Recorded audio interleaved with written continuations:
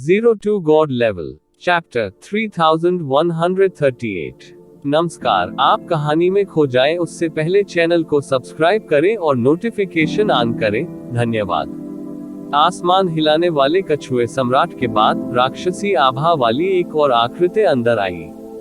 यह मरे हुए राक्षस सम्राट थे। वह एक और अजेय व्यक्ति था जो पूरे भाग्य क्षेत्र को हिला सकता था। ये बड़े शॉट्स ही थे जिन्होंने पूरे फॉर्चून क्षेत्र पर अपना दबदबा बनाया।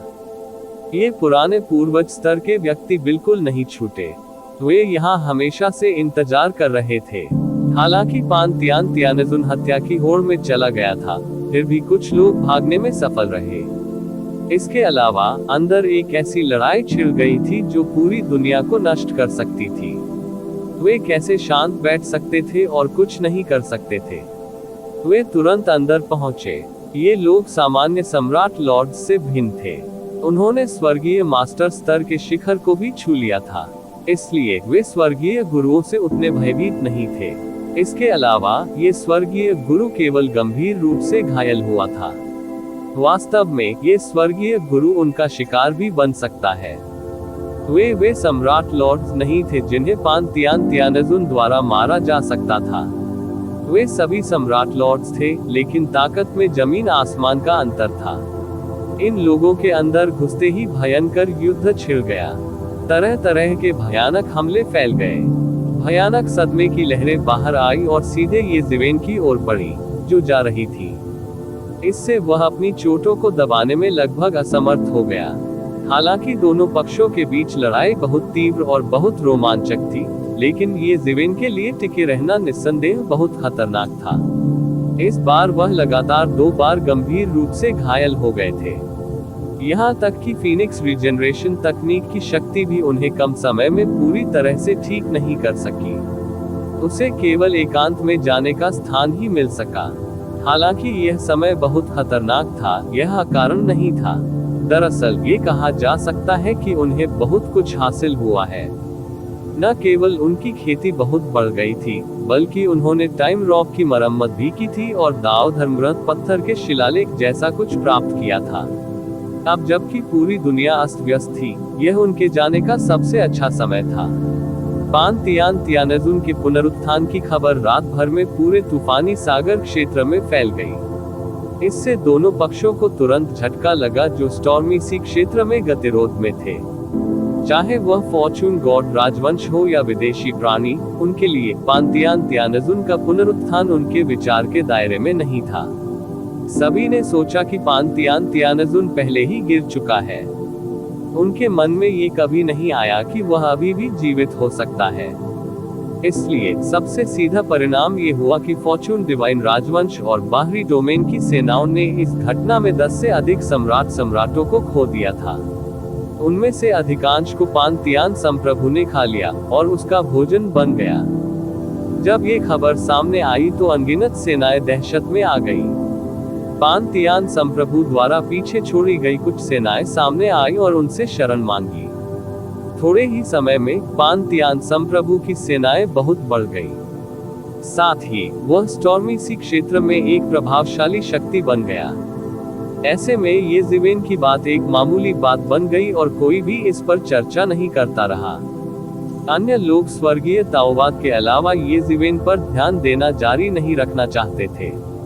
किसी को ये भी नहीं पता था कि ये ज़िवेन सफलतापूर्वक भाग निकली थी या नहीं, क्योंकि वास्तव में किसी ने भी ये ज़िवेन को भागते हुए नहीं देखा था। इसलिए कई लोगों ने अनुमान लगाया कि उसे अंदर गिर जाना चाहिए था। हालांकि ये तो वही था जो कुछ लोग सोच रहे थे। अधिकांश लोगों का ध्यान पान तियानजुन के पुनरुद्धार पर था।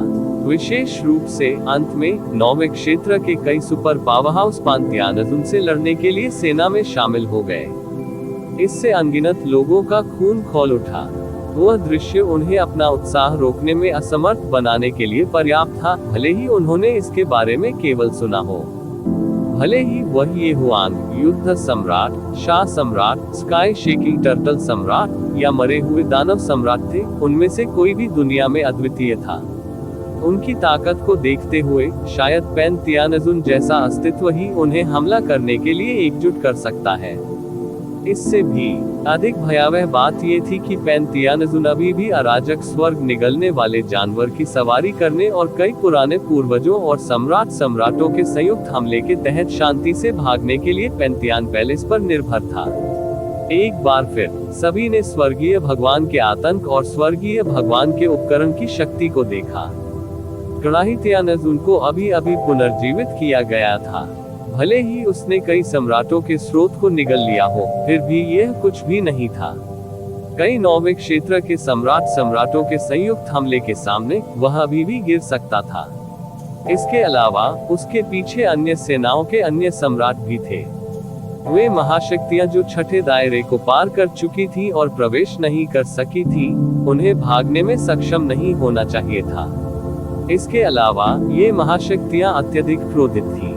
आखिरकार गिरे हुए दर्जनों सम्राटों में से आधे से अधिक की मृत्यु पैंथियानज़ुन के हाथों हुई थी।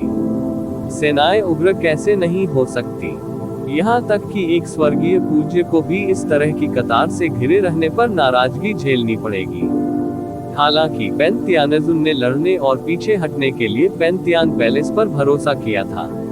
अंत में वह वास्तव में इतने सारे सम्राटों के घेरे से बच निकला था। इससे सभी को समझ में आ गया कि स्वर्गीय पूज्य कितना भयानक था। पैंथियानज़ुन के चले जाने के बाद उन्होंने बैनर को फिर से स्थापित किया, अपनी पिछली तैनाती को बुलाया और पैंथियन पैलेस को फिर से स्थापित किया। घेरे से भागने के बाद पैंथियानज़ुन बहुत जल्दी ठीक हो गया था। हालांकि वह अपनी चरम अवस्था से बहुत दूर था, लेकिन यह अकेला ही उसे किसी भी ताकत के हमले से न डरने के लिए पर्याप्त था। कुछ समय के लिए संपूर्ण स्टॉर्मी सी डोमेन दहशत की स्थिति में था। चाहे वह फॉर्चून गॉड राजवंश हो या स्टॉर्मी सी डोमेन के कई विशेषज्ञ, उनमें से किसी को भी उम्मीद नहीं थी कि पैंथियानज़ुन जैसा शीर्ष पावरहाउस सामने आएगा। इनमें स्टॉर्मी सी डोमेन के विशेषज्ञ सबसे ज्यादा असंतुष्ट थे। उनकी राय में यदि पैंथियानज़ुन वापस लौटे तो उनके ऊपर एक अधिपति होगा। वे इसे कैसे स्वीकार कर सकते थे? इसलिए पैंथियानज़ुन दोनों ओर से शत्रुता का लक्ष्य बन गया था। तीनों सेनाएं लगातार एक दूसरे के आमने सामने थीं। कई लोग अनुमान लगा रहे थे कि क्या वे पैंथियानज़ुन को हमेशा के लिए मारने के लिए किसी अन्य सहयोगी सेना को बुलाएंगे। किसी भी स्थिति में उच्च वर्ग अभी भी अपना संतुलन बनाए रखने में सक्षम थे। हालांकि निचले स्तर के लोगों के लिए सभी प्रकार की हत्याएं पहले ही शुरू हो चुकी थी। विशेष रूप से पैंथियानज़ुन ने हाल ही में पैंथियन पैलेस की स्थापना की थी और वह फॉर्चून गॉड राजवंश की सेनाओं पर लगातार हमला कर रहा था। ऐसा लग रहा था कि वह विदेशी जीवन रूपों से बचने और अस्थायी रूप से तेज धार से बचने की कोशिश कर रहा था। उनका दोबारा उन पर हावी होने का कोई इरादा नहीं था। किसी भी मामले में हालांकि योजना सरल थी, फिर भी ये बहुत प्रभावी थी। विदेशी जीवन रूपों ने वास्तव में पैंथियानज़ुन की सेना पर हमला करना बंद कर दिया था।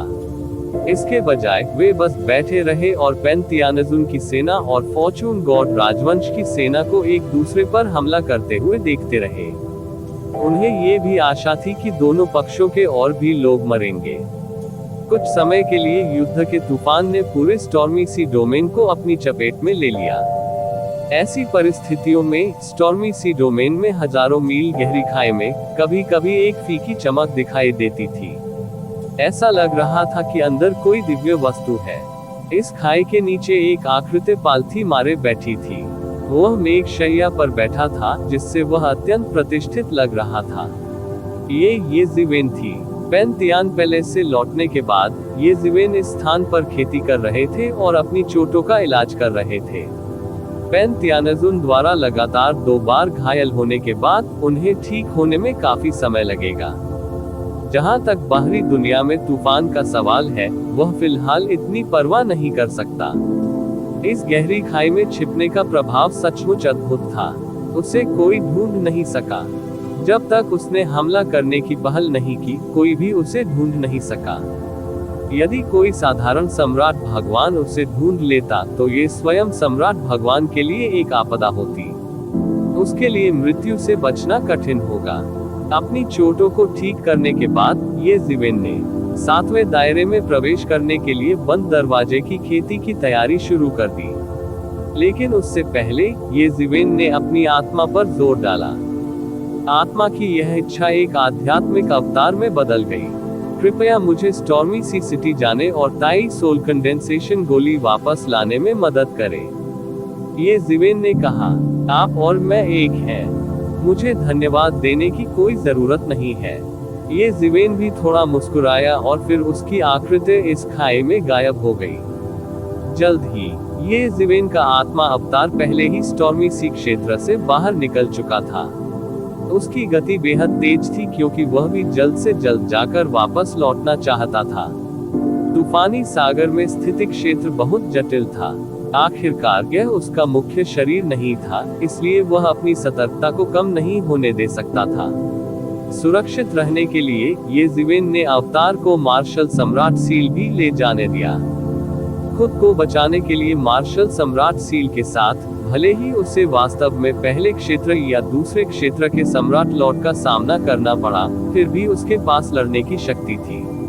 स्टॉर्मी सी क्षेत्र बहुत विशाल था, मानो कई दुनियाएं एक साथ जुड़ी हुई हो।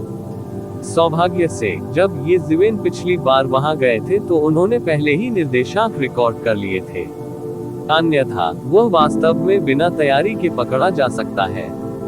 3 दिन बाद येज़िवेन स्टॉर्मी सी सिटी पहुंचे। इस समय स्टॉर्मी सी सिटी उस समय से अलग नहीं लग रहा था जब येज़िवेन पहली बार आया था। हालांकि वह देख सकता था कि वर्तमान स्टॉर्मी सी सिटी बाहर से ढीली थी, लेकिन अंदर से तंग थी। ऐसा लग रहा था कि बाहर कुछ नहीं हुआ है, लेकिन वास्तव में अंदर पहले से ही भारी सुरक्षा थी। हालांकि कुछ देर तक सोचने के बाद येज़िवेन को समझ आ गया। अब जबकि दोनों खेमे लगातार संघर्ष में थे और पान तियान तियान का पक्ष लगातार फॉर्चून गॉड राजवंश पर हमला कर रहा था, स्टॉर्मी सी क्षेत्र फॉर्चून गॉड राजवंश की कील था। असफलता के लिए कोई जगह नहीं थी।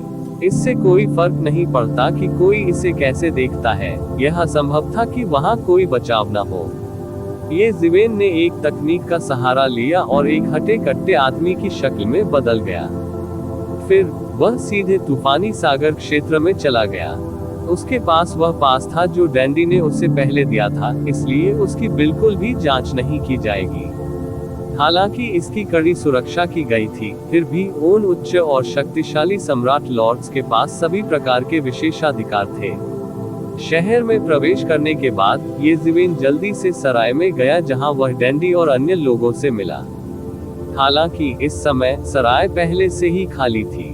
यह मूल रूप से उन सम्राट लॉर्ड्स के रहने की जगह थी, इसलिए उनके लिए यहाँ हर समय रहना असंभव था। यहाँ केवल एक ही दुकानदार बचा था।